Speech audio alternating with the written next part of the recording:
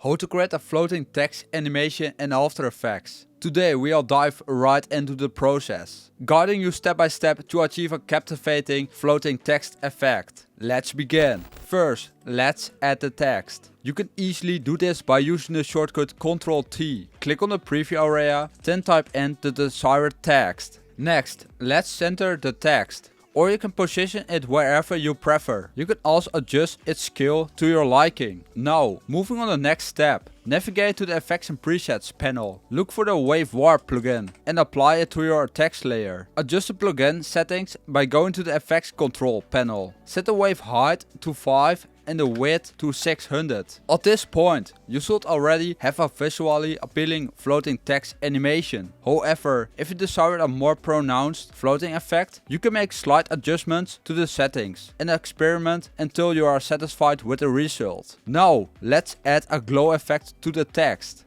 In the Effects and Presets panel, search for the Glow plugin. You can also opt for the Deep Glow plugin if you have it. For this guide, we'll use the free Glow plugin. Apply it to your text layer. Adjust the glow settings as follows. Set the glow threshold to 60, the glow radius to 200. And the glow intensity to 0.7. To create a smooth fade, expand the text layer. Click on Animate and select Opacity. Expand the opacity section and set the opacity to 0. Create a keyframe at the beginning. And a bit further along the timeline, create another keyframe with an offset to 100. To make the transition smoother, select both keyframes and make the keyframes ease using the shortcut F9. You can also customize the text color to your preference. Feel free to choose different colors for each word or whatever.